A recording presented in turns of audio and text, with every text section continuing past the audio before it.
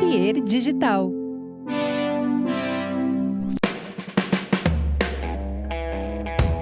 Olá pessoal, estamos começando mais um episódio aqui do The Borba Cast, direto dos estúdios da Cuboplay, pelo nosso canal, né, The Borba Cast no YouTube e também nas plataformas de streaming. Quem prefere ouvir apenas o áudio, né, pode ir no Spotify, no Deezer, no iTunes e acessar por lá. Também dá para acessar os episódios antigos, entrando no site theborbacast.com.br, e você encontra lá toda a lista de entrevistados que já estão armazenados lá no site. Hoje o convidado é o Boca Migotto, que é cineasta, mas também atua escrevendo, também atua como professor e vai conversar com a gente aqui online, né, direto da Serra Gaúcha. Boa tarde, Boca Migotto. Obrigado por aceitar o convite aí de participar com a gente aqui do nosso podcast. Tudo bem? Tudo bem, boa tarde. Prazer estar aí falando contigo. Vamos bater esse papo, então. Certo. Tu tá na Serra, tu tá na tua cidade, que é Carlos Barbosa, se não me engano. Sim, eu estou na Serra. Sim, eu sou de Carlos Barbosa, mas nesse momento eu estou em Bento Gonçalves. É que a minha namorada é de Bento Gonçalves. Então Tá. a minha relação com a Serra ela acabou se intensificando mais aqui com Bento, para onde eu venho a cada 15 dias para ajudar a cuidar do meu enteado. Sim. Bom, mas é pertinho, né? Carlos Barbosa e Bento Gonçalves é muito próximo. Não sei se tem alguma rivalidade entre as cidades, né? Bento e Caxias eu sei que tem, né? Agora Carlos Barbosa e Bento eu nunca ouvi falar. Não tem. Na verdade, pelo menos para mim, que né, nasci e cresci em Carlos Barbosa, Bento Gonçalves era uma válvula de escape, assim, era uma cidade um pouco maior, para onde, quando adolescente, eu poderia vir com tranquilidade. A gente tinha muito essa coisa de pegar carona de Carlos Barbosa para Bento, para Garibaldi. E quando eu andava de skate, Bento Gonçalves já tinha asfalto, Carlos Barbosa ainda não, então a gente via andar de skate em Bento por causa do asfalto. É uma relação boa, uma relação legal. Certo. E me conta um pouco da história, da tua história, Boca. Como é que tu veio para Porto Alegre? Como é que tu começou profissionalmente? Fez faculdade? Eu sei que tu andou estudando já fora do país também, mas como é que começou assim? Como é que tu despertou pro documentário, pro cinema, para as artes em geral? Sim, é uma história longa, né? Eu até estou agora em vias de lançar o meu segundo livro, que na verdade é uma adaptação da minha tese de doutorado, que eu realizei sobre o cinema gaúcho. E um dos capítulos eu falo sobre isso, eu falo sobre como se deu essa minha relação com o cinema gaúcho, porque na verdade aquilo que eu vinha estudar na tese, no doutorado, não deixa de ser uma pesquisa que, de certa forma, começou lá na minha adolescência, em Carlos Barbosa, quando eu tinha 14 anos de idade, e comecei a mergulhar, a entrar um pouco no universo da cultura porto-alegrense através da Rádio Ipanema, né? E aí, enfim, eu tinha um rádio-relógio daqueles comprados no Paraguai que eu ganhei da minha tia. Ela viajou para lá e através daquele pequeno rádio-relógio eu comecei a escutar músicas que não faziam parte do meu cotidiano, porque os meus pais eram pessoas mais velhas, Carlos Barbosa, nos anos 80 para os anos 90, era muito pequeno, obviamente, não tinha internet, e eu também não tinha irmãos mais velhos que me introduzissem ao universo da cultura pop. Então, de certa forma, me agarrei a Ipanema FM, né? E aos radialistas da Ipanema, entre eles, tu como um dos principais, né? E, e muito do que eu via na Ipanema relatava um pouco da experiência do movimento cultural que aconteceu e que, de certa forma, ainda acontecia naquele momento, no Bonfim, né, em Porto Alegre. E isso despertou em mim uma vontade de conhecer esse universo. Não, então tu já veio para Porto Alegre com a ideia de conhecer o Bonfim. Sim, sim. Mas eu fazia isso, olha só que loucura. Eu tinha 15 anos de idade, eu pegava ônibus em Carlos Barbosa e ia para Porto Alegre para comprar discos na Mega Force, na Independência, na Toca do Disco, e dava um giro pelo Bonfim para conhecer aquele universo, né? Entender o que, que era aquilo, mesmo durante o dia, assim, para ir pelas 4, 4h30, pegar o ônibus de volta para Carlos Barbosa. Tudo sem os meus pais saberem, né? Meus pais faleceram sem nunca saberem disso. Então, para tu ter uma ideia da loucura, assim, né, e do desejo, assim, de conhecer aquele universo cultural que eu via na rádio e que acontecia em Porto Alegre. Mas tu tinha já a ideia de participar disso, assim? Tu pensava assim, não, um dia eu vou estar morando aqui, vou estar fazendo cinema e tal. Chegou a sonhar com isso? Sim, eu comecei a sonhar com o fato de estudar em Porto Alegre, né, de fazer faculdade em Porto Alegre e tal. Eu também via amigos mais velhos que na sexta-feira chegavam na rodoviária de Carlos Barbosa, vindos de Porto Alegre, onde tinham passado a semana toda estudando, né, e chegavam com suas mochilas, e aí a gente conversava, e eles contavam como tinha sido a semana lá e tal. Então isso era um desejo que eu tinha, assim. Mas eu não sabia ainda o que, que eu iria estudar, né? Eu costumo dizer que eu fui levado para a comunicação, né? E de certa forma eu fui levado assim pela minha vida, né? Com 14 anos eu trabalhei com serigrafia, depois um tempo depois eu trabalhei numa gráfica, eu peguei quartel aqui em Bento Gonçalves e é um batalhão de comunicação. Então, de certa forma, a vida já estava me mostrando que o caminho era a comunicação, embora eu nunca tivesse pensado em prestar vestibular para uma faculdade de comunicação.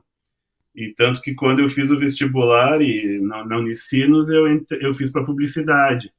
E em determinado momento da faculdade eu me dei conta que eu estava na área certa, na comunicação, que tinha tudo a ver comigo, mas o curso é errado.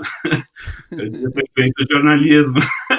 Mas aí já era meio tarde para mudar e tal. Eu até pensei em fazer as cadeiras complementares para me formar também em jornalismo.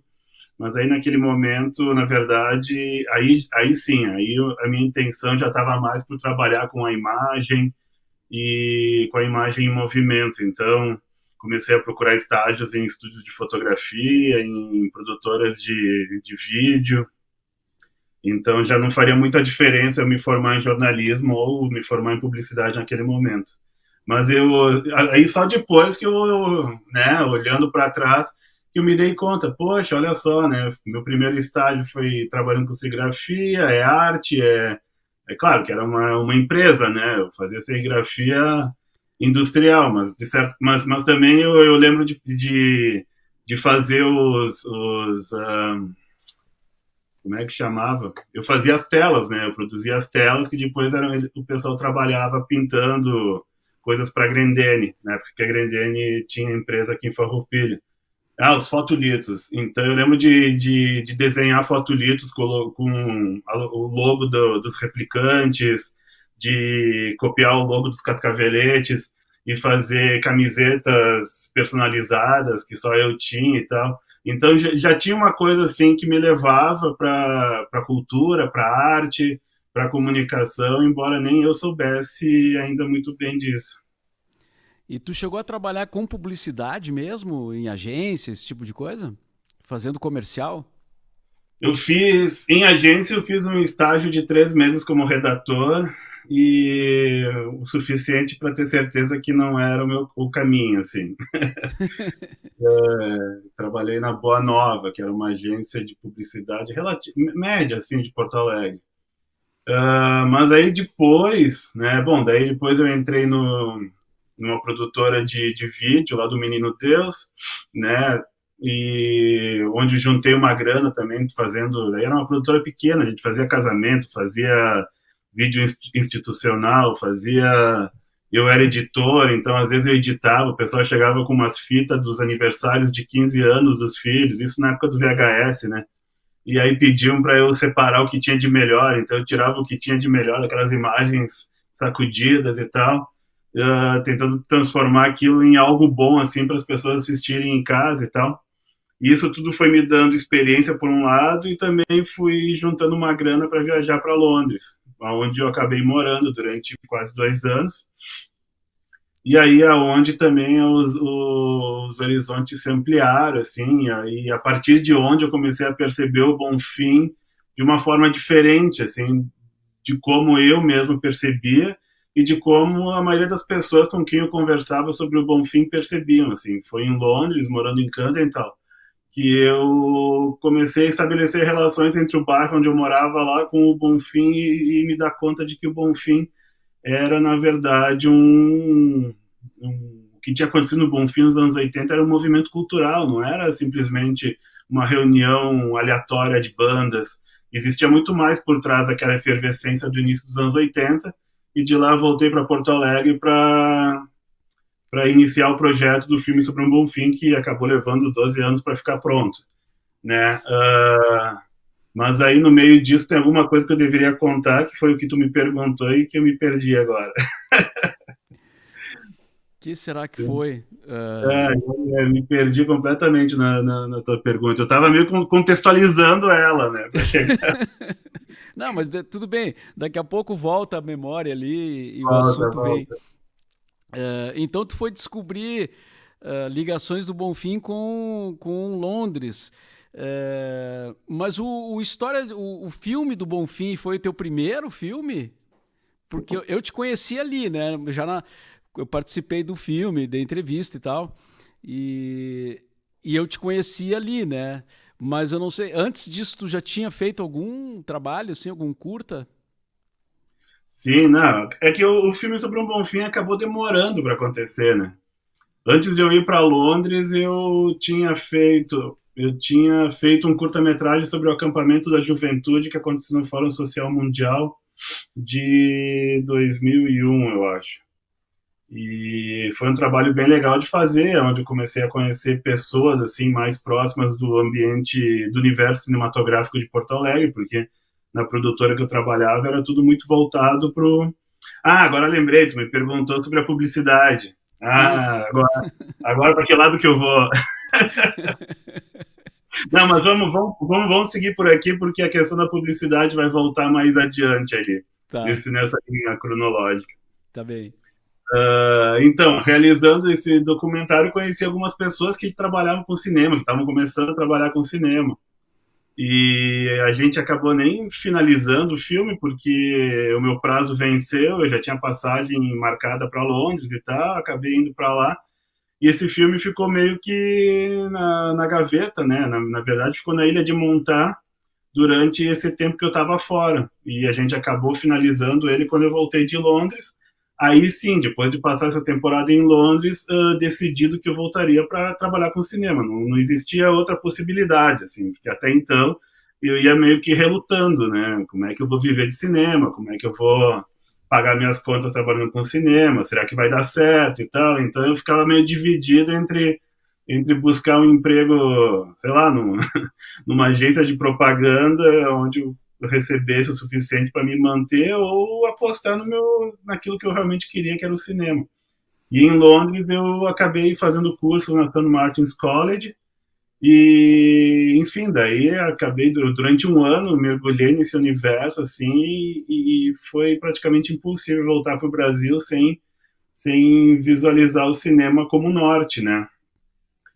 E aí eu voltei de Londres para finalizar esse curta-metragem sobre o acampamento da juventude e também com o projeto do filme sobre um bom fim, né? Que tinha outro nome, obviamente. Isso nós estamos falando de 2003, né? Faz muito tempo.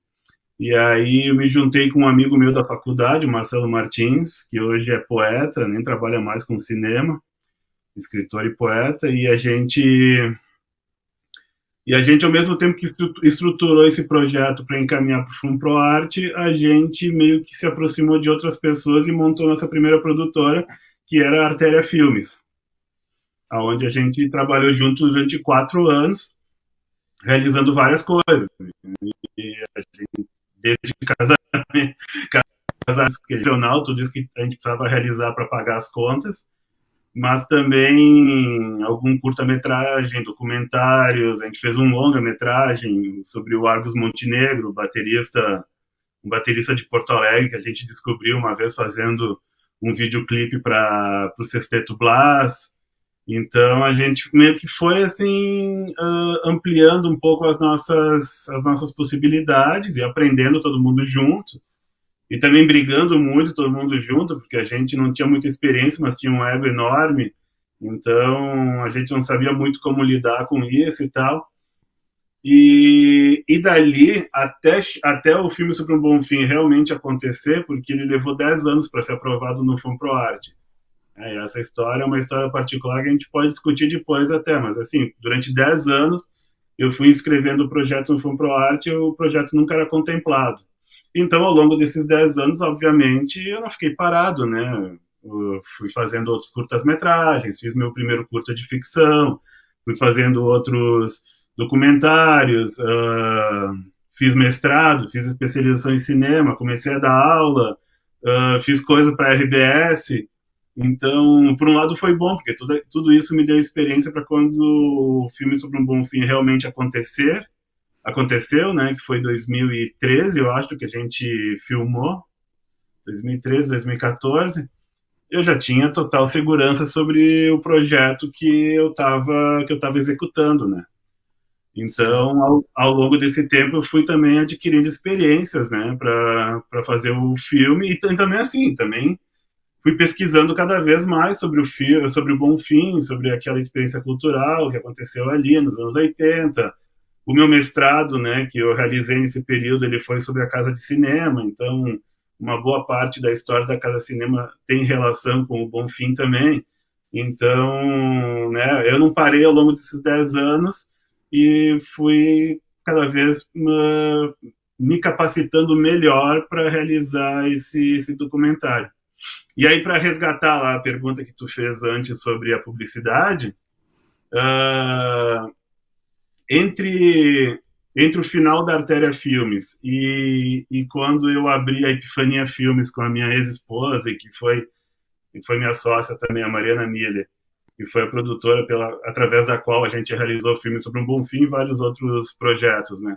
E, no meio termo dessas duas produtoras, eu acabei trabalhando na estação elétrica, fazendo um monte de coisa lá e, ironicamente, fazendo também publicidade. Daí eu fui trabalhar com publicidade, mas aí dirigindo comercial, ou no início do meu período lá, fazendo assistência para o René Goy em comerciais de TV e tal. Então, para essas ironias da vida, mesmo fugindo da publicidade, eu acabei na publicidade por outros caminhos. E foi a publicidade também que me permitiu pagar o meu mestrado, onde eu estudei cinema e através do qual eu acabei virando também professor no curso de cinema da Unicinos. Mais ou menos isso. Bom, vamos colocar um trechinho aí do filme, do filme Sobre o Bom Fim, e a gente coloca um trecho e depois volta para falar do filme, né? Porque a tua história está muito ligada a esse documentário, né? E nós todos estamos muito ligados ao Bom Fim e ao teu documentário. Então, um trechinho do filme aí para vocês. Corre nas minhas veias, bota meu coração.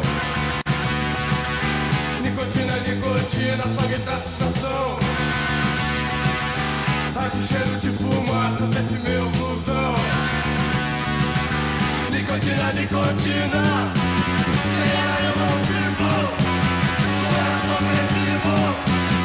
Pelo amor de Deus, me faço vivo. Não teria acontecido essa cena se a Bandeirantes e depois a Ipanema não tivessem aparecido e tocado as canções, né, dos Replicantes, da Graforreia. Eles antes tocaram, obviamente, e não deixaram de tocar, né? Em Lisboa, Delcio Coelho de Castro, Bebeto Alto, Saracura, Almôndegas. A Ipanema era na JB, aqui na Zé Bonifácio. A Ipanema era um casarão, onde é uma sorveteria hoje, eu acho. E a gente chegava na janela da Rádio Ipanema e alcançava as fitas cassete para os caras tocarem. Qual é a rádio no mundo que faz isso?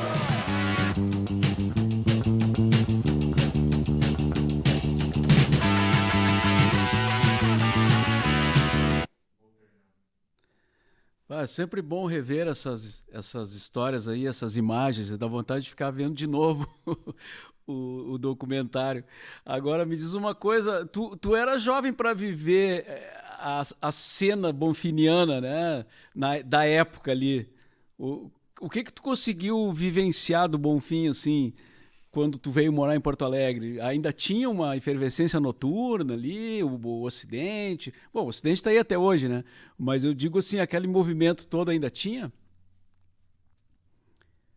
Esse movimento que está retratado no filme, não, né? Sabe bem, porque na verdade, foi um movimento, culturalmente foi um movimento que durou pouco, do início dos anos 80,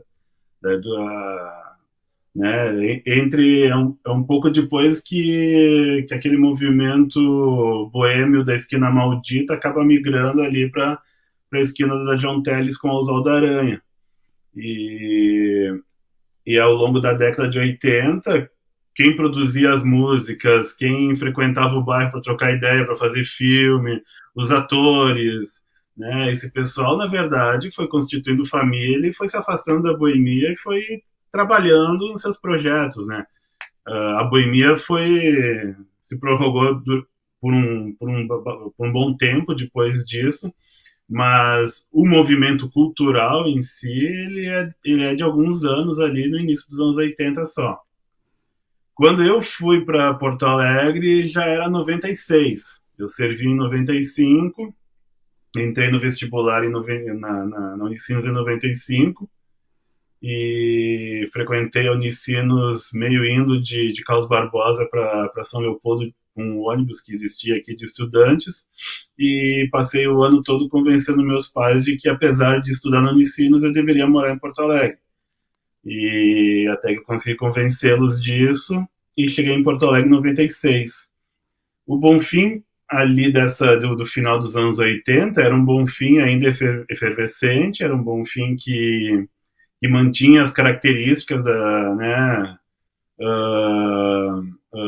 do underground dos anos 80, com muitas bandas legais tocando ali nos bares da região, mas já não era mais aquele Bonfim dos anos 80, o qual, na verdade, eu não vi nem de perto, assim, né? Porque eu, na verdade, nos anos 80 era uma criança ainda, né? Uma criança Sim. que morava aqui na Serra Gaúcha. Aí, o que eu frequentava ali entre o final dos anos 90 e início dos anos 2000? A Lancheria do Parque, que era bastante diferente do que é hoje, né? Porque ela ficava aberta até tarde. Eu lembro de sair da lancheira do parque assim de madrugada, com o pessoal limpando o chão e a gente pedindo mais uma cerveja, por favor, e tal. Ela fechava, assim, às vezes fechava 2, 3 horas da madrugada. Lembro muito do Ney Lisboa frequentando a lancheria. Ele ficava sentado numa mesa tomando uma garrafa de vinho sozinho e tal, né? E ele era meio que uma lenda assim para nós, até por causa disso, por, né, ele ser um boêmio solitário que ficava ali escrevendo nos guardanapos enquanto tomava o seu vinho, e enfim, já era quase um ídolo para nós, né? Lembro que era a época que a gente ia bastante no Magazine e no Elo Perdido, e o Garagem, obviamente, embora, né, seja fora do Bonfim, mas o Bonfim, como diz o Otto Guerra no próprio documentário, ele não é um perímetro geográfico dentro da cidade, ele é um espírito, é o espírito do Bonfim, né, que vai além do próprio Bonfim, porque o Bonfim como bairro assim é extremamente pequeno, é o menor bairro de Porto Alegre, né? E então ali já conecta com o Garagem Hermética, com o Bambus, enfim, com outros lugares, com o próprio Opinião, onde a gente viu os shows maiores na Cidade Baixa, né? Para mim, o Guion, né, onde eu via os filmes, também era um pouco de Bonfim, porque era o lugar, né, onde eu frequentava, que tinha a ver com aquele ambiente que me atraía na capital. Tinha ainda o Lola ainda era aberto, o Bar João ainda era aberto. Tinha um outro bar que ficava do lado ali do Bar João, que era estranho, Brugali, acho que era, não lembro direito, mas era um lugar bem escuro, assim, onde aconteciam alguns shows. E era mais ou menos isso, assim. Era um Bonfim bem diferente do Bonfim gentrificado de hoje, né? Sim. Eu moro na João Teles, eu moro quase na esquina da Oswaldo Aranha, então, né, é um lugar, né, que, que as coisas vão orbitando em torno do Ocidente, né? O Ocidente é o grande epicentro assim dessa boemia toda ao longo desses 40 anos. Então, inevitavelmente, a esquina ali da João Teles com Oswaldo Aranha, volta e meia,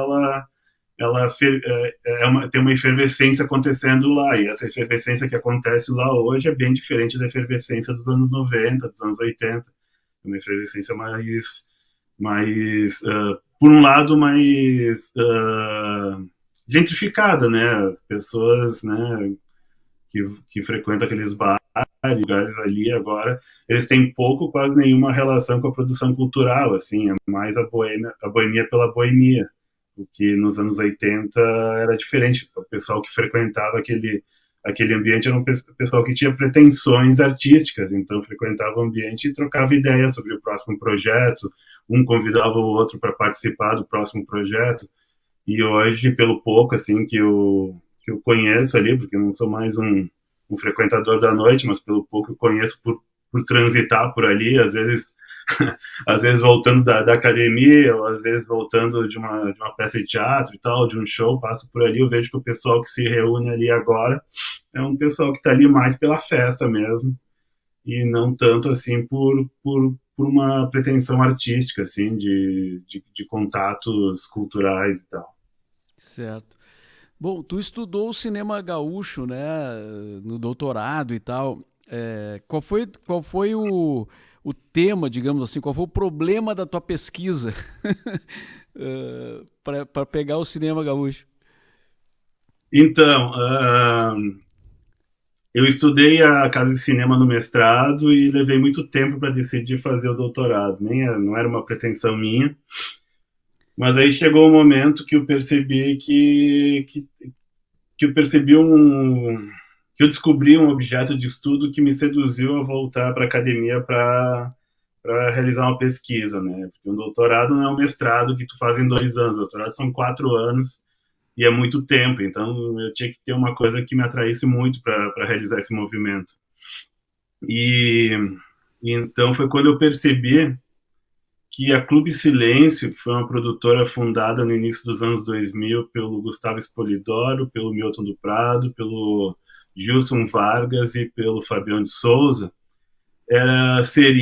viria a ser um objeto de estudo bastante interessante, porque eu já tinha estudado a Casa e Cinema, e a Clube Silêncio ela seria dentro de uma linhagem de um certo cinema gaúcho de Porto Alegre, né, que é um conceito que o certo cinema gaúcho de Porto Alegre é um conceito que foi se construindo ao longo da pesquisa, né. Agora é o nome do livro, né, que eu estou publicando agora em agosto, a partir da tese, e é o nome do filme que eu realizei, ao mesmo tempo que eu realizei a pesquisa acadêmica, eu realizei um documentário, né, sobre isso, e eu estou lançando ano que vem esse documentário.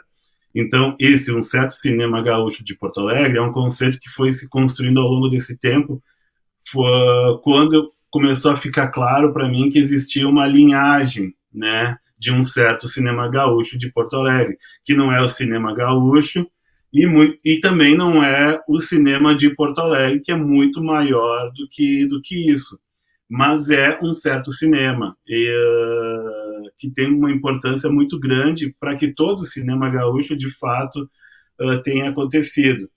E ele começa com a geração do Giba Assis Brasil e do Carlos Gervásio, do Nelson Nadotti, quando eles se aventuraram a fazer longas-metragens de Super 8. O ponto de partida do meu estudo é o filme Deu Pra Ti no 70, que tem muito a ver com Bonfim. E que também é um filme significativo para a história do cinema gaúcho por várias razões, entre elas ter rompido com o cinema que acabou sendo denominado e conhecido através do Túlio Becker como cinema de bombacha e chimarrão. Então foi quando o cinema realizado por jovens porto-alegrenses levou as histórias para o ambiente urbano, para dentro de uma Porto Alegre uh, de certa forma, mais cosmopolita, mais contemporânea às demais metrópoles do mundo, que é uma Porto Alegre justamente do final dos anos 70 e início dos anos 80, né, quando Porto Alegre começa a deixar de ser uma cidade longe demais das demais capitais. Existe, a partir desse filme, são 40 anos desse certo cinema gaúcho de Porto Alegre, onde o foco da produção dessa linhagem de realizadores vai se dar em Porto Alegre, vai se dar no espaço urbano. As pessoas, esses realizadores que começam ali com a geração do Giba, do Nelson, do Gervásio, depois se transforma na Casa de Cinema de Porto Alegre, vai influenciar a Clube Silêncio, que era o meu objeto de pesquisa, que por sua vez juntos vão acabar influenciando as novas gerações, da onde eu destaco na minha pesquisa o Davi Preto, o Márcio Reolon, o Felipe Matzenbacher, a Cristiane Oliveira, que embora seja um pouquinho mais velha, mas ela está dentro dessa tradição também, né? Que são os primeiros cineastas gaúchos a emplacarem longas metragens em festivais internacionais, né? Como Berlim, como Sundance, como, enfim, Cannes, de alguma forma, e que também dois filmes deles, né, em especial, que é o filme do Davi Preto, o Rifle, e que é o filme da Cris Oliveira, o Mulher do Pai, vão realizar um movimento de resgate do Pampa, da fronteira, da cultura do gaúcho, que foi rompido com o Deu Pra Ti nos 70, 40 anos antes. Ou, no caso dos filmes, mais precisamente, 35 anos antes, né? Eu falo 40 porque, obviamente, existiu coisa antes do Deu Pra Ti nos 70 e existiu coisa depois do Rifle e do Mulher do Pai. Mas, nesse período, o cinema gaúcho realizado por porto-alegrenses e por porto-alegrenses dessa linhagem romperam com tamanha veemência com o ambiente do campo, né, do gaúcho a cavalo, né, do gaúcho heróico, e levaram essas histórias para dentro do espaço urbano com tamanha força que levou 35 anos para esse cinema urbano, dito moderno, ter coragem de realizar o movimento contrário e resgatar, né, as raízes do que é o Rio Grande do Sul. Obviamente, daí de uma outra forma, não através de filmes que exaltam a figura do gaúcho, mas sim filmes contemporâneos que vão problematizar a questão da fronteira, a questão do Pampa e a própria questão né, que envolve o gaúcho ao longo da sua própria história. E esse trabalho ele pode ser acessado? Tu vai lançar ele ou dá para ler a tese? Como é que é para quem tem interesse assim? Porque isso também é um pouco da história do cinema gaúcho, né? É a história do cinema gaúcho, mas vai além. É a história de Porto Alegre, a história do Rio Grande do Sul, né? Tem várias coisas a minha própria história, porque no livro eu me coloco. Na tese eu já fiz um pouco disso, mas no livro eu me autorizei a fazer isso com um pouco mais de força, né?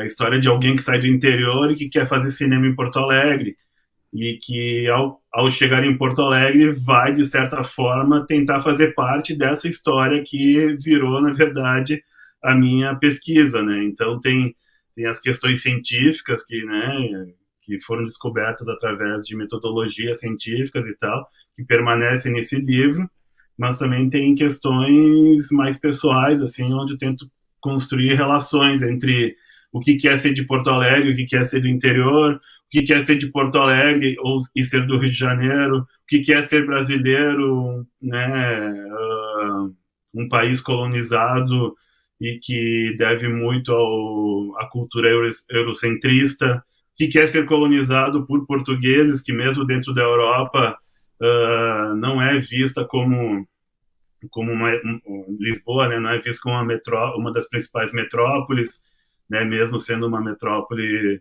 europeia, né? Então, através disso, a gente vai discutir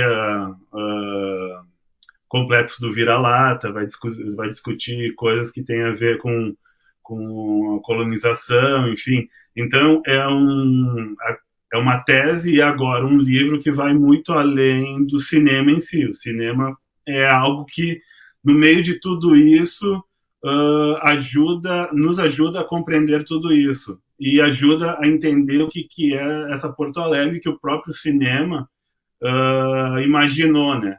Então eu vou estabelecer diálogo lá com a Sandra Pesavento, que era uma historiadora falecida não há muito tempo, mas que uma das historiadoras que mais estudou Porto Alegre, onde ela vai discutir o quanto a França e o quanto Paris foi fundamental para a constituição não só do Rio Grande do Sul, mas de Porto Alegre, e da frustração de Porto Alegre também por nunca conseguir alcançar o status de uma metrópole, né? Porque naturalmente nunca vai conseguir, né? Porque é uma cidade periférica em relação ao Brasil. Então, o tema é esse que a gente produz nessa cidade periférica em um país que já é periférico do ponto de vista cultural, né? Em relação à Europa, e qual é o nosso papel e como é que o nosso cinema nos enxerga a partir do Rio Grande do Sul, esse estado que está entre a Europa portuguesa, lusitana, que colonizou o Brasil, a Europa não, desculpa, a América do Sul lusitana que colonizou o Brasil, e a América do Sul hispânica, né, que de certa forma se encontra através das fronteiras do Rio Grande do Sul com o Uruguai, onde não existe nem ao menos um rio para dividir o que é um país do outro. Então essas coisas todas fazem parte desse livro que eu estou lançando agora em agosto. Eu pretendo lançar ele no Festival de Cinema de Gramado, que agora vai completar 50 anos. Vamos ver se dá tudo certo. Até lá hoje mesmo eu enviei a capa para a editora, que é uma editora de São Paulo, e a gente vai fazer a primeira impressão e do boneco para ver se está tudo ok, e vamos tentar deixar tudo pronto para agosto. Então, que o pessoal aguarde para ler o livro, que o pessoal pode ler a tese também, né? Se entrar lá na biblioteca da URGS, lá tem a tese, inclusive no próprio livro eu indico a leitura da tese para quem quiser ter uma leitura mais acadêmica, porque eu tirei bastante coisa dos academicismos, eu tentei me desfazer um pouco deles para conseguir construir um livro que fosse mais abrangente, mais gostoso de ler para um público maior. Certo. Nos anos 80, algumas pessoas se referiam a Porto Alegre como a carroça, né? Dando a ideia assim, de que era lento, a coisa não andava, né? Especialmente na área da cultura, assim. Não sei se chegou a pegar esse conceito, assim, essa expressão, aqui na carroça e tal, né? O pessoal falava muito isso. Assim. Não peguei, mas mas eu conheço, né? Tipo, essa frustração do porto-alegrense, né? O porto-alegrense de certa forma, o gaúcho, e de certa forma não se restringe só ao gaúcho, né? Quando tu vai ler Canclini, por exemplo, que ele faz um estudo da fronteira do México com os Estados Unidos, né, no estado da Baixa Califórnia, no México, o que ele descobre, né, de como as pessoas se enxergam naquele ambiente é bastante próximo de como nós nos enxergamos em Porto Alegre. Então tem coisas que obviamente são particulares, são nossas, aqui do Rio Grande do Sul, desse estado meridional no Brasil, que foi colonizado por último dentro da história da colonização brasileira, que de certa forma também pertenceu à Espanha, né, que foi um território de disputas de fronteira. Então tem coisas que são particulares nossas. Agora tem coisas, né, que envolvem o viver próximo às fronteiras entre dois países, que encontram paralelos em outros lugares do mundo, né? E essa questão da carroça, eu lembro que falavam muito que quem morava em Porto Alegre era quem tinha caído da carroça no deslocamento do Rio de Janeiro para Buenos Aires, né? Mas a verdade é que existe um sentimento de frustração que vem de várias coisas, enfim, né? Que vem da cultura da guerra, né? A gente não, né? Os gaúchos antepassados aí, eles eram chamados a defender as fronteiras do Brasil Império contra os países platinos,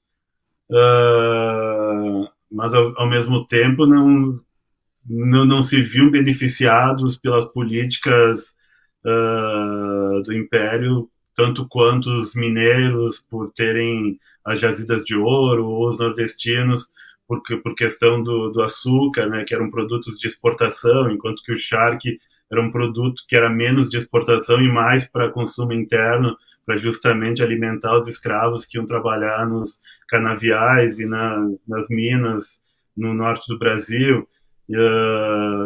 Então, a partir daí nasce todo um sentimento de frustração, que vai de certa forma também nos levar à Guerra dos Farrapos, e enfim, tem um monte de coisa por trás disso que contribui para esse nosso sentimento de frustração, o qual, de certa forma, se sustenta também no fato de que a gente definitivamente não é um espaço central, né? Não é um espaço central dentro do Brasil, não é um espaço central dentro da América do Sul, não é um espaço central dentro do planeta, né? Porque para a gente ser central, a gente tem que ser central a algo, né? Vamos ser central em relação ao quê? A São Paulo, a Rio de Janeiro, a Buenos Aires, né? Aí Porto Alegre, quando Porto Alegre é vista como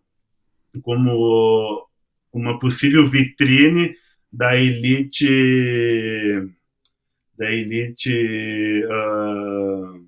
dos produtores de charque, enfim, né, da elite rural, né, ruralista. Eles tentam de tudo, né, inclusive se utilizando do positivismo para isso, para transformar Porto Alegre numa cidade contemporânea às maiores metrópoles da época. Então, existem inúmeros projetos de modernização urbana da cidade lá no início do século passado, que, por sua vez, não vão acontecer justamente porque falta aquilo que talvez não faltou no Rio de Janeiro, né? O que não faltou em Buenos Aires, que era dinheiro, né? Como é que tu transforma, né, o mapa urbano da cidade se tu não tem dinheiro para colocar casas abaixo, traçar a cidade novamente e reconstruí-la do zero, como aconteceu em Paris, que é o principal modelo de todas essas cidades, né? E fazer um metrô. O metrô, né? E daí vem, e isso nos acompanha até hoje, né? O Cais do Porto está ali para nos fazer lembrar desses projetos frustrados que são jogados na capa da Zero Hora de tempos em tempos, né, como uma promessa e acabam não acontecendo. Então, o Cais do Porto, o novo Teatro da OSPA, o metrô, e lá vai, né, projetos megalomaníacos assim que a gente não tem condições de realizar porque não tem o investimento necessário na província para que isso aconteça. E isso vai, obviamente, contribuir para um sentimento de frustração que nos faz perceber que realmente nós estamos longe demais das capitais, né? Mas tu fala aí nessa frustração e tal, e ao mesmo tempo tem essa coisa do gaúcho, que a gente brinca, né? Que o gaúcho melhora em tudo, né? Que existe esse outro lado, assim, né? Do gaúcho, que aqui tudo é melhor porque é gaúcho, né? Como é que se explica isso? Tu que está estudando essa questão. Isso é uma compensação natural, né? Tipo, é uma forma de compensar as nossas frustrações, né?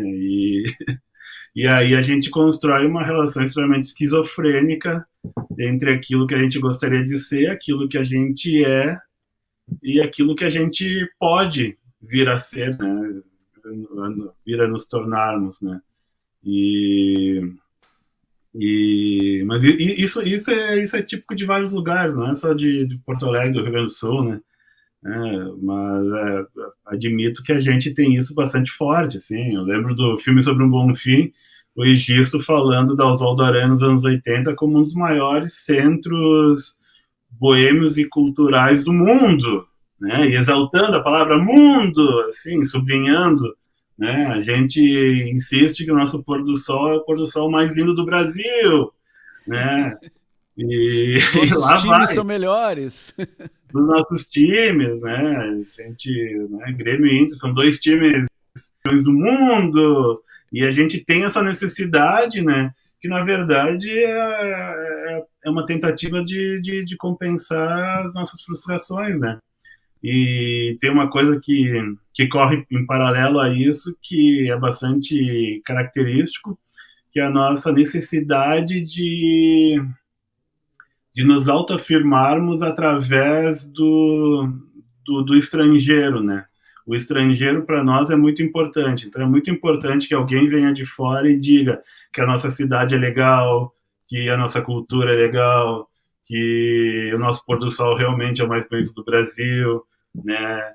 E a gente tem umas relações loucas quanto a isso, né?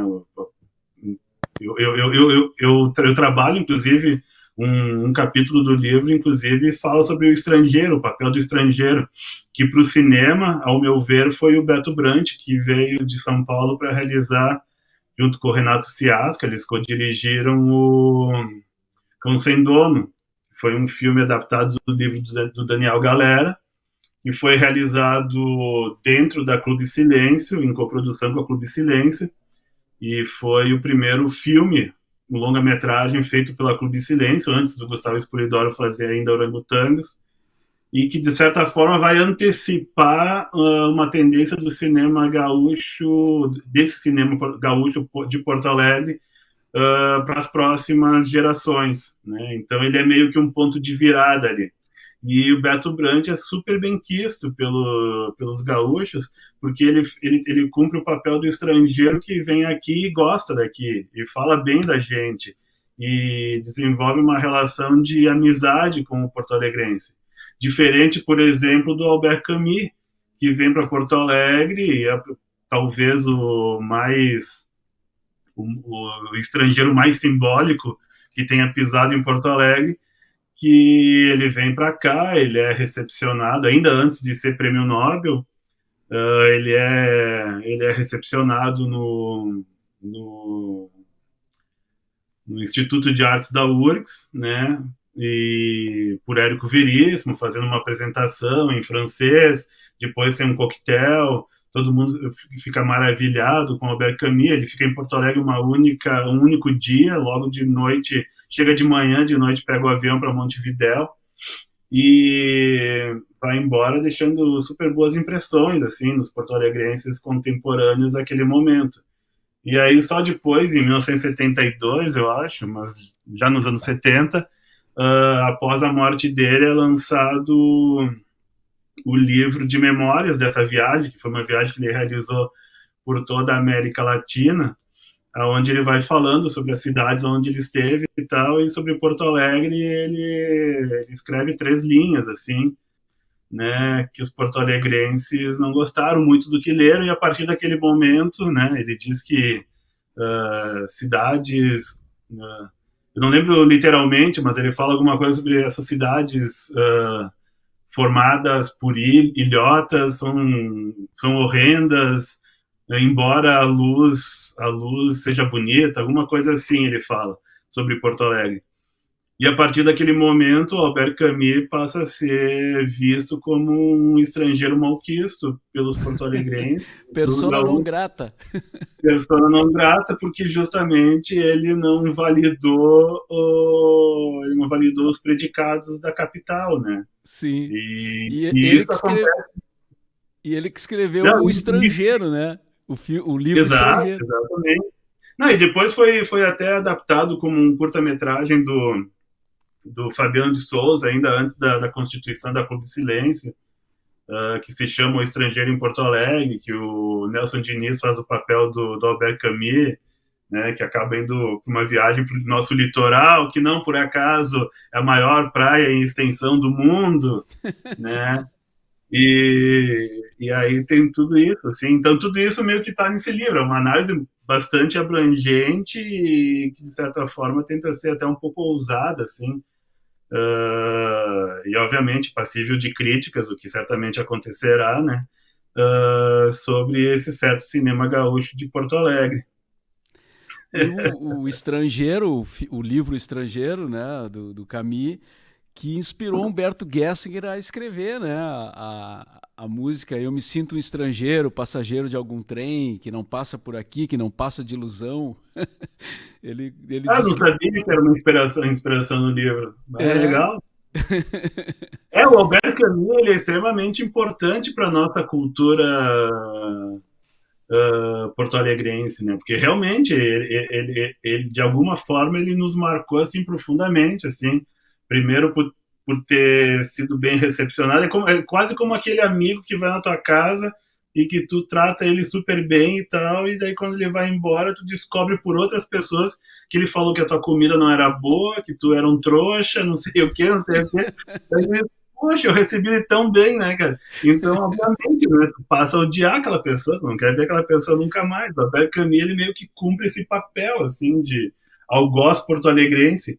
Mas vai além, né? Tem o Albert Camus, tem o David Barney, quando foi para Porto Alegre, e tu mesmo entrevistou ele, e está no teu livro, e tem uma citação da tua entrevista no meu livro, justamente por causa disso, que tu pergunta para ele o que ele achou de Porto Alegre, e ele disse, é uma cidade como qualquer outra do Brasil, embora eu tenha a sensação que as pessoas daqui não sabem de onde vieram e para onde elas vão, né? E ele fala isso para ti numa entrevista na Ipanema e tal. E, e aí, a partir daí, existe um milhão de possíveis análises, né? Que eu tento até realizar no livro, né? Primeiro, o cara tinha acabado de pousar em Porto Alegre, né? Ele foi do aeroporto direto para essa entrevista. Né? O que ele sabia sobre Porto Alegre para poder dizer que as pessoas de Porto Alegre não sabiam de onde vinham e para onde elas iriam, sabe? Aí tu já vê que existe um natural sentimento eurocentrista em relação ao Brasil como um todo, a América Latina e tal, nessa observação dele. Mas para além disso, existem outras coisas que tu pode perceber através dessa entrevista, né? Quando ele diz que Porto Alegre é como qualquer outra cidade do Brasil, eu não, fica em aberto se isso é bom ou se isso é ruim, porque ao mesmo tempo que a gente quer se afirmar como brasileiros, né? Nós somos brasileiros, obviamente. Né? Tu vai para São Paulo, tu vai para o Rio, tu vai para Bahia, tu não quer que te olhem como um alemão. Olha aquele alemão, né? Eu não sou loiro e tal, mas né? Eu já tive no Rio, por exemplo, com uma amiga minha que era loira e tal, a gente caminhava na rua, eles gritavam para ô alemã, né? Achando que ela não era nem brasileira e tal. Então, a gente quer ser brasileiro. Por um lado, a gente quer ser brasileiro. E esse sentimento de querer ser brasileiro é o que, inclusive, vai também motivar o cinema porto-alegrense a romper com o cinema de bombacha e chimarrão, porque o cinema de bombacha e chimarrão ele trazia, de certa forma, o sentimento que também pertence àquela ideia do separatismo, de que a gente é melhor que o resto do Brasil, vamos se separar do Brasil e tal, né? Então, quando o David Barney diz que Porto Alegre, como qualquer outra capital do Brasil, a partir dessa afirmação evoca inúmeras outras possibilidades de análise sobre isso que ele diz, né? Sim.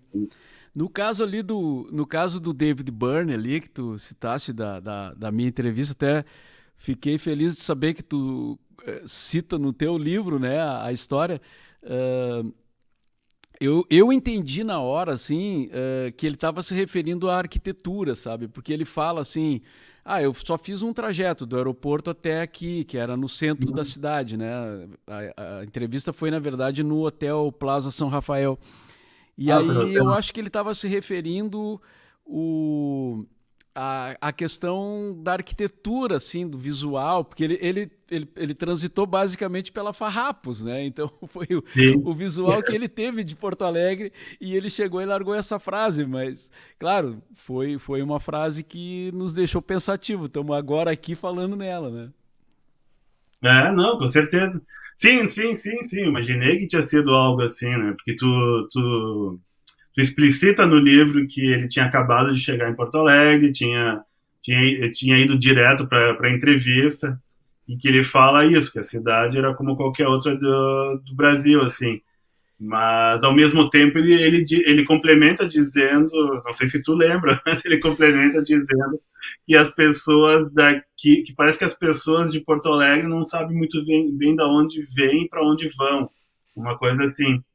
Eu transcrevi literalmente assim essa passagem do teu livro para minha tese e permaneceu na adaptação do livro, porque é importante para analisar esse papel do estrangeiro para nós, né? Eu lembro quando o Ramones veio para Porto Alegre fazer aquele show no Gigantinho. Eu ainda morava em Carlos Barbosa, mas a gente fretou um ônibus e foi para Porto Alegre para aquele show que era Ramones, Sepultura e acho que eram três bandas. E de tarde eu fiquei grudado na Ipanema a tarde toda, assim, porque a tarde toda foi em função do show do Ramones. E uma das meninas da Ipanema, não lembro quem foi, se foi a Mary, se foi a Kátia, enfim, estava entrevistando eles e eles falaram que Porto Alegre, de novo, né, do avião, assim, né, aquela coisa assim, eu percebi essa cidade do avião e já vou dar minha opinião, né. Eles falaram que Porto Alegre lembrava Boston, alguma coisa assim, né, então, tipo, que massa, Porto Alegre lembra Boston, né, então a gente tem essa coisa de que a gente precisa que um estrangeiro nos diga o quanto nós somos legais, né? E isso é um complexo de inferioridade, né? Uma pessoa que elogia o tempo todo, essa pessoa precisa de uma terapia. Né? E aí eu brinco que Porto Alegre é uma pessoa que é quase precisa de terapia. E a gente está aqui brincando também falando sério a partir das percepções, mas isso também está lá nos livros da historiadora Sandra Pesavento, que vai perceber isso ainda na literatura dos porto-alegrenses do século passado. Isso já está presente lá. Então, é um traço cultural marcante que nos atravessa ao longo de décadas. Sim. Boca, além do livro que está saindo em agosto, tu está trabalhando em algum outro projeto agora na área do cinema, assim? Algum documentário, alguma coisa que tu está projetando? Ou que tu tenha acabado de fazer? Eu estou finalizando o longa-metragem que acompanhou a pesquisa, né? Porque, como existia pouca literatura sobre o cinema gaúcho, né? Ao me propor a estudar o cinema gaúcho com mais profundidade, eu fui buscar lá o que tinha de livros e artigos e tal, e não tinha muita coisa. E sobre a Clube Silêncio, que era o meu objeto de estudo, na tese não existia absolutamente nada. Então, cheguei à conclusão que eu tinha que entrevistar pessoas. E aí, como eu sou documentarista, cineasta, eu comecei a entrevistar pessoas com a câmera aberta e me propus a fazer, paralelo ao texto acadêmico, fazer também um documentário. E esse documentário está pronto, está editado, e agora a gente está finalizando ele aos poucos para lançar no que vem. A ideia era lançar agora em Gramado, mas aí não deu tempo e tal, então eu pretendo lançar o livro em Gramado e deixar para lançar o documentário ano que vem. E agora, nesse exato momento, eu estou também num projeto bem legal que me convidaram para fazer, que é um curta-metragem em homenagem ao cineasta Tabajara Ruas, que está fazendo 80 anos de idade e que está com 80 anos de idade, já está cheio de projetos para continuar filmando e tal, e agora vai adaptar já está entrando em produção agora, em pré-produção, para adaptar o livro dele, Perseguição em Cerco de Juvencio Gutierrez, que ele vai transformar em filme, e aí a Cinemateca Paulo Amorim, lá da Casa de Cultura Mário Quintana, quer fazer uma mostra com os filmes dele e tal, em comemoração aos 80 anos, e me convidou para realizar esse curta-metragem. Então, eu tive em Florianópolis, que é onde ele mora, na semana passada. Fiquei lá filmando quinta e sexta, e essa semana, segunda e terça, a gente filmou aqui em Porto Alegre, o início da produção desse próximo filme dele, e agora estou roteirizando, né, montando o roteiro para encaminhar para o editor, para ele começar a montar o filme, que deve ficar pronto agora em agosto. para essa mostra em homenagem ao Tabajara.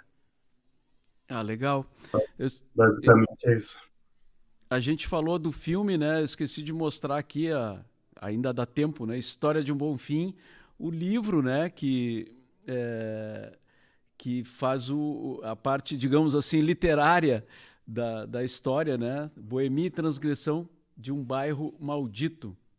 Do Lúcio Pedroso. Lúcio Fernandes Pedroso, que inclusive participou já do podcast, ainda quando era só em áudio, e também a participação do Diego Grando, né?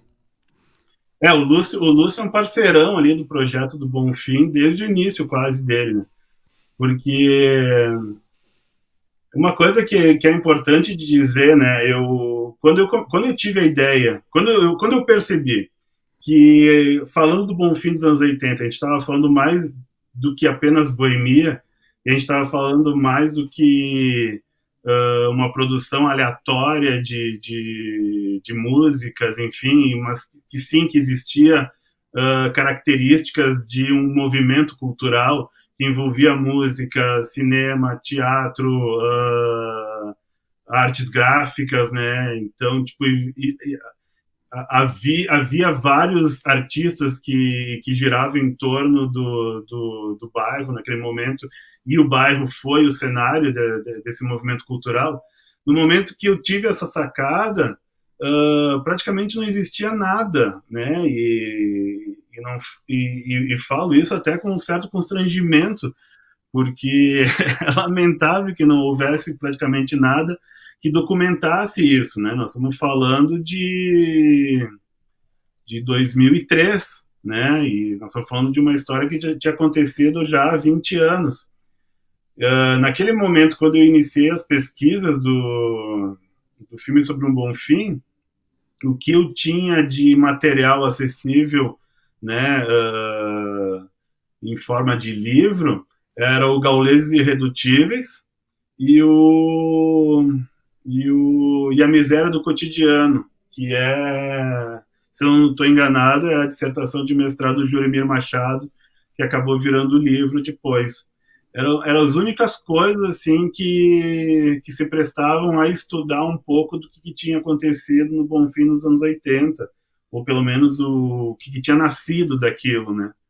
E uma não, uma manhã eu estava indo para minha produtora, para Artéria Filmes, onde eu tinha uma reunião com um cara que tinha, não lembro se a gente tinha marcado por telefone ou se um amigo em comum tinha organizado esse encontro nosso para a gente discutir sobre esse projeto, porque essa pessoa ela estaria fazendo uma dissertação de mestrado sobre o Bonfim, e que eu tinha que conhecer essa pessoa.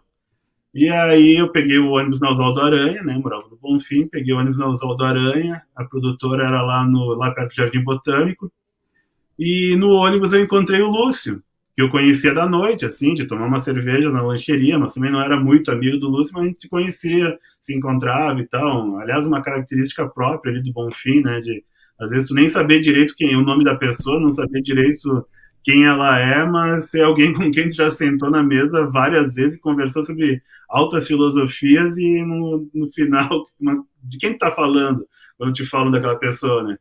E o Lúcio era um amigo meio assim. E daí, no ônibus sentado, nós estamos conversando. Tá, mas tu tá indo aonde? Ah, eu tô indo numa produtora ali no Jardim Botânico. Eu vou conversar com um cara que tá fazendo tem um projeto de fazer um filme sobre o Bonfim. E eu tô com essa dissertação e tal. Eu vou conversar com ele. Tá, mas sou eu, cara? Essa história é incrível, né? E aí eu nem lembrava dessa história. Eu voltei a lembrar dela quando o Lúcio falou dela na época que ele estava lançando o livro dele. Inclusive foi quando eu estava morando na França, fazendo parte do doutorado lá, e eu vi essa história de longe, assim, através de uma entrevista dele. E aí eu me lembro, daí veio toda a cena, assim, a gente dentro do ônibus conversando e tal. Enfim, e aí a gente já começou a reunião ali mesmo no ônibus. Era para ser, né? Era para ser. E o Lúcio foi um parceirão, assim, de pesquisa. Ele me ajudou na pesquisa do filme, participou do filme dando entrevista. E aí depois eu ajudei ele na confecção do livro dele, emprestando imagens e material que foram colhidos ao longo da realização do filme. Então eu tenho muito orgulho assim desse livro, que eu também usei ele novamente agora na minha tese.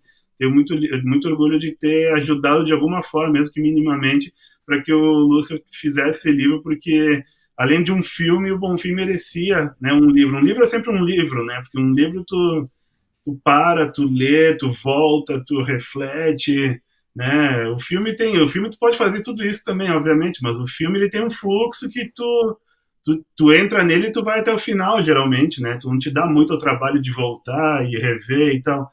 E o livro não, tu tá ali lendo ele, opa, deixa eu ler de novo essa página, daí tu volta e aí, a partir daí, constrói possibilidades de estabelecer reflexões mais profundas, né? E a partir de então, muita coisa veio surgindo, assim, desde bom, a minha tese, que vai virar livro agora, mas também muita gente estudou o Bonfim, artigos acadêmicos, livros foram publicados, outros curtas-metragens, outros filmes foram feitos sobre o Bonfim, sobre aspectos, né, recortes do Bonfim, que o Bonfim são inúmeros, né? Não cabe em tudo isso que já está nascendo, que está sendo produzido, não cabe. Ainda vão vir aqueles que vão questionar. Eu mesmo assisto o filme sobre um Bonfim e começo a questionar coisas que, tipo assim, tá, e é só gente branca, né? Só gente de classe média alta, artista de renome que está dando depoimento aqui. Onde estavam os negros? Onde estavam os artistas que não ficaram conhecidos, né? E, enfim, vai vir gente ainda para questionar coisas e isso tudo vai permitir que a gente nos conheça melhor Certo. do que é muito necessário. Boca Migoto, muito legal o papo. Obrigado aí por participar aqui com essa conversa, né? E vamos aguardar então o lançamento do livro aí, né? Mais um livro aí para a gente rever essas coisas todas e das produções culturais aqui do nosso estado. Valeu aí a participação, te agradeço muito e sucesso aí nos teus projetos que estão em andamento e os futuros. Não, eu estava dizendo que o prazer é meu de fazer parte do teu programa, ter sido convidado para essa entrevista. Acho que é o nosso segundo encontro. O primeiro, a gente estava em posições contrárias. Eu estava te entrevistando e tu estava me dando a entrevista. E é bom também estar do outro lado, assim, como entrevistado, porque é uma possibilidade, uma oportunidade de a gente refletir um pouco sobre aquilo que a gente se propõe a estudar e pensar, né? Então, agradeço muito a oportunidade e foi uma entrevista longa, o que é muito bom, né? Às vezes o cara tem 5 minutos para falar e aqui eu acho que eu tive quase 1 hora, então fico muito lisonjeado, assim, de poder ter participado e desenvolvido um pouco do meu pensamento aqui. Legal.